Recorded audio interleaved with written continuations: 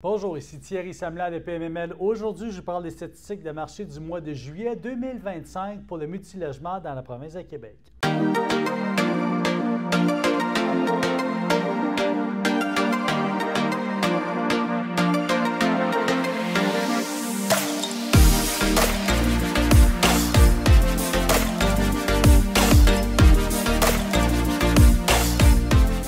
Donc, juillet, un fort mois, pas aussi fort que l'année passée. Donc, il y a une chute en volume transactionnel d'à peu près 500 millions de dollars, mais quand même un nombre de transactions qui se maintient. Donc, il y a un nombre de transactions. Au fait, on a transigé dans les 12 derniers mois 2277 transactions versus 2117 transactions, 100 transactions de moins. Au fait, 100 transactions de plus qu'à l'année passée, mais 500 millions de dollars de moins en volume. Donc, qu'est-ce que ça veut dire? Ça veut dire qu'il y a de plus en plus de petits actifs qui se vendent à travers le marché. Tout ça a été accéléré par le fait qu'il y a beaucoup de propriétaires acheteurs donc, qui possèdent des immeubles, qui ont financé des actifs, qui s'en vont au marché, qui se pointent au marché et qui ne trouvent pas chaussures à leurs pieds en termes de ce qu'ils s'attendaient à acheter. Donc, des 25 unités et plus. Il n'y a pas eu beaucoup de 25 unités de plus de disponibles. Il y a beaucoup de portfolios qui se sont vendus, par contre, dans cette catégorie-là. Il y a encore beaucoup de portfolios qui se vendent, mais les gens se rabattent vers ce qu'ils peuvent acheter. Et ce qu'ils peuvent acheter, c'est ce qui est disponible. Donc, les gens se disent, bon, je vais acheter des plus petits immeubles. De toute façon, j'ai refinancé mes actifs, majoritairement avec des produits d'APH Select. J'ai sorti beaucoup d'équité de mes immeubles. Je dois réinvestir cet argent-là. Je veux rester en immobilier parce que je sais que c'est rentable. Donc, à la place d'acheter 25 unités, je vais acheter 12 logements ou un 12 logements, un 6 ou peu importe la séquence ou la façon que c'est fait là, en termes de répartition d'actifs qui est acheté, mais les gens achètent. Donc, c'est intéressant d'avoir ça. Ensuite de ça, ce qu'on remarque, c'est que dans la dernière année, le coût de la porte moyen au Québec a monté et est passé de 142 500 à 160 000 de la porte dans la totalité du Québec. Ça, c'est une moyenne et ça inclut les petits et les grands logements. Donc, une augmentation importante des valeurs de marché. Le TGA moyen au Québec en ce moment a passé de 4,23 à 4,43 %. Qu'est-ce que ça veut dire?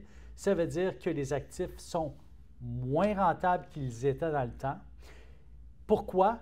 Parce que les propriétaires ont déjà partiellement repositionner ces actifs-là et ont travaillé déjà sur les revenus dépenses. Donc, il y a moins de potentiel. Mais le potentiel reste encore grand à cause du grand écart de loyer qui existe à même les actifs. Donc, dans un même immeuble, vous pouvez avoir un 4,5 à 750 et un 4,5 à 1250. Donc, ça vous donne une disparité dans votre actif sans être obligé d'aller comparer sur le marché. Vous savez que vous pouvez augmenter les valeurs de ces actifs-là. En termes de, si on parle au niveau régional, maintenant on regarde au niveau régional, bien sûr, Montréal a vraiment supplanté la majorité du marché avec un grand volume transactionnel, un nombre de 729 transactions à Montréal, bien sûr. Mais on a une baisse d'à peu près 14 là, à Montréal en termes de nombre d'actifs vendus. Ce qu'il faut savoir, c'est que ça ne veut pas dire qu'il y a moins d'actifs en promesse d'achat en ce moment. Il y a beaucoup d'actifs en promesse d'achat qui sont pris dans un pipeline de financement.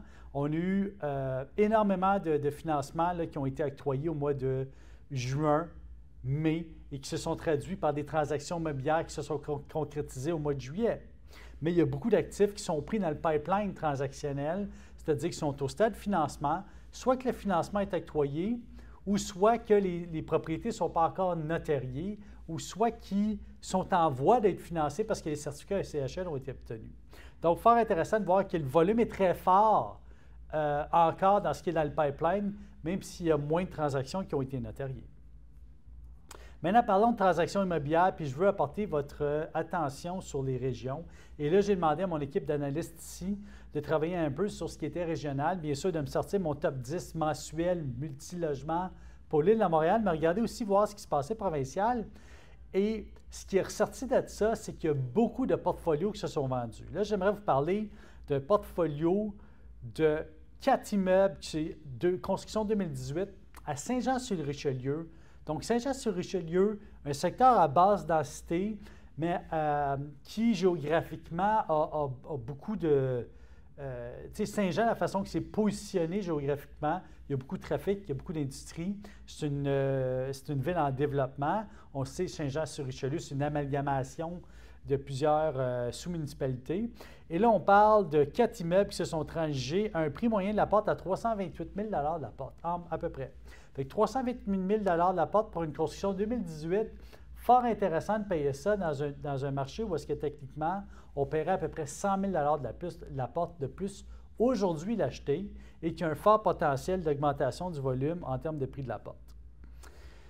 Une transaction qui a eu lieu juste ici, là, dans le centre-ville de Montréal, donc collé sur le stade de Percival Molson de McGill, dans le ghetto McGill, le 3660 Lorne Crescent, une construction en béton, construction 1936 en béton, donc très bien située dans un petit croissant, une petite rue, mais collé sur la montagne. Et c'est un Montreal Hotel & Suites qui a acheté cet actif-là dans le but de le repositionner d'un propriétaire canadien, mais dont la maison mère est à Paris actuellement.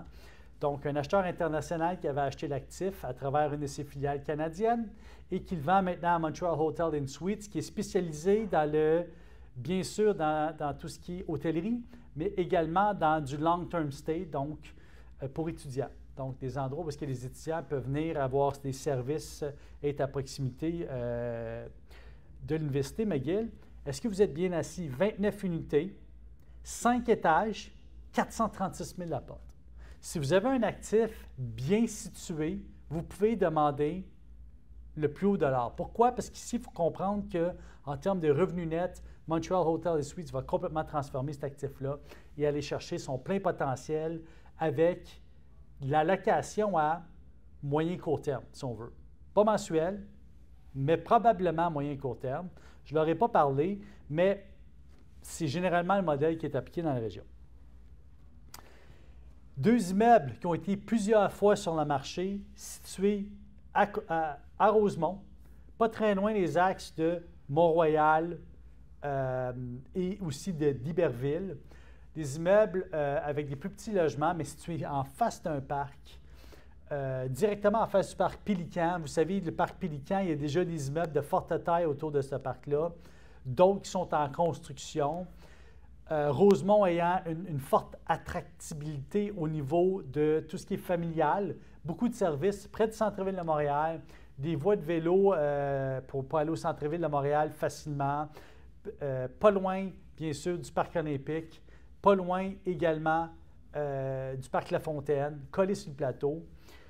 Donc, une transaction de 2 immeubles, un de 22 unités, un de 26 unités, vendu à 4 800 000 chaque immeuble. Donc, un immeuble à 194 615 la porte et l'autre à 216 182 la porte. Là, ce qu'il faut comprendre, c'est une valeur moyenne là, qui est à peu près 200 000 la porte, OK, avec toute une répartition de logements, mais ces immeubles-là ne sont pas en parfait état. Donc, pour les acheteurs qui sont nouvellement sur le marché ou les propriétaires, acheteurs qui reviennent sur le marché après plusieurs années d'absence, le marché est en évolution, le prix de la porte monte de façon importante en ce moment. Il y a beaucoup d'acheteurs qui ont compris ce message-là parce qu'ils ont perdu des opportunités avec des situations d'offres multiples où est-ce que l'autre offrant ou les autres offrants ont offert beaucoup plus que eux parce que ces acheteurs-là se sont simplement été informés du marché versus la personne qui a perdu le deal qui a regardé les comparables de marché. Puis à un moment donné, c'est là où est-ce qu'il faut être bien entouré par des courtiers d'expérience parce que il faut voir ce qui se passe réellement sur le marché. Puis les courtiers qui font beaucoup de volume voient ce qui se passe puis sont capables d'expliquer aux acheteurs ce qui se passe. Maintenant, après ça, le rôle du courtier, c'est une chose. Le rôle de l'acheteur, c'est de voir la crédibilité dans son courtier puis le comprendre. Fait qu'ici, on n'a pas de problème avec ça parce qu'on a les statistiques pour les appuyer. Je voulais vous parler de ce qui était régional. Je vais vous parler d'Aylmer. Aylmer, il ne faut pas oublier ce territoire-là. Je vous avais expliqué qu'il y avait beaucoup de constructions neuves. Une construction ici 2025 qui s'est vendue, attention, à 628 000 de la porte. Donc, incroyable transaction ici. On est toujours étonné de voir à quel point le prix de la porte peut être élevé. Et là, ce que je demande souvent aux courtiers ici à faire, c'est oui, travailler avec le comparable, mais faire le tableau de projection 5-10 ans est impératif. Puis, il faut maîtriser ce tableau-là. Puis quand tu es capable de maîtriser ce tableau-là, tu l'expliques à tes acheteurs, puis les acheteurs voient le potentiel dans quelque chose. Ici, c'est une transaction vraiment qui est une aberration de marché. Je voulais vous l'emmener à la table. Côte-des-Neiges, 2 immeubles, construction 67-66, vendus à peu près encore là une moyenne de 200 000 $ la porte.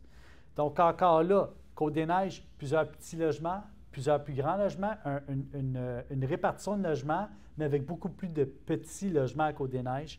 Une transaction qui s'est faite à près de 200 000 $ la porte en moyenne.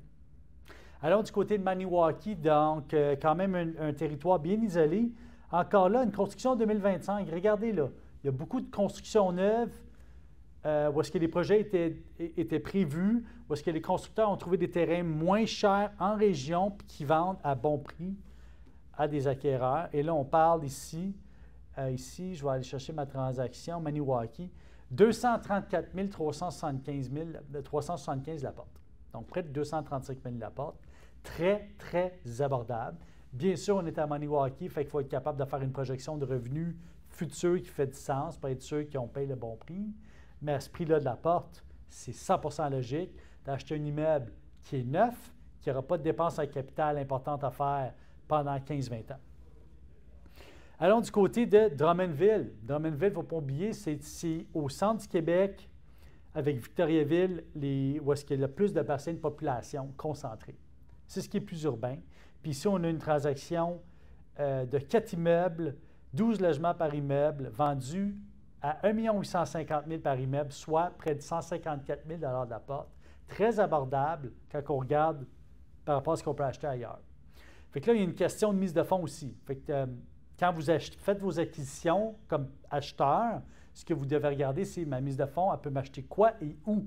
Et là, prendre la décision d'acheter peut-être à l'extérieur du territoire où vous habitez pour être capable d'aller chercher plus de rendement. Je vais vous parler d'une autre transaction ici, Shawinigan. 74 unités, il y a un amalgame de 1, 2, 3, 4, 5, 6 immeubles. Vendus à combien?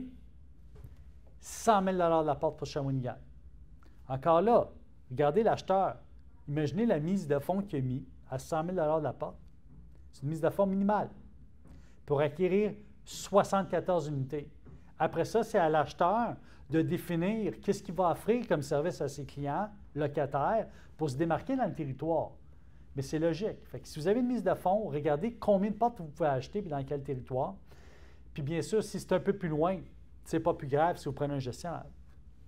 Allons du côté de Jonquière, une transaction de 48 unités vendues à 124 167 la porte.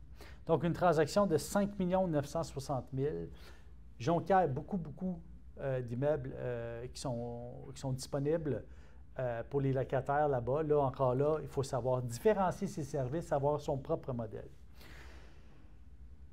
J'ai passé beaucoup Montréal. Je ne veux pas rentrer trop dans le détail, là, mais en moyenne, là, je vais vous parler des transactions faits saillantes. Là, on a Lorne Crescent, on en a parlé, 436 000 la porte. Sur la première avenue, en face du parc à Rosemont, on en a parlé, 200 000 la porte. Portfolio à Côte-des-Neiges, on en a parlé, environ 200 000 la porte, je vous ai dit, mais c'est plus de 210 000 environ la porte. Un immeuble de 27 unités sur la rue Papineau à Rosemont, vendu à 175 926 la porte. Donc, très intéressant cette transaction-là, dans un contexte où le prix moyen de la porte maintenant s'en va plus vers le 200 000. Une économie ici de près de 24 000 $ la porte fait du sens. Sur Van Horn, une transaction de 14 unités à 311 000 la porte. Je veux que vous vous habituez à regardez ce que vous pouvez faire avec un immeuble versus combien vous le payez, parce que le marché est rendu là. Le marché regarde les rentabilités, faites une projection sur 5 à 10 ans, faites-vous une idée, puis après ça, faites votre acquisition. Les inventaires sont variables, on est dans un marché contrôlé parce que les taux d'intérêt sont relativement stables en ce moment, donc ça vous permet de faire des projections à moyen terme. Là-dessus, j'espère que ces informations-là vous ont été utiles. Je vous souhaite la meilleure des chances dans toutes vos aventures immobilières.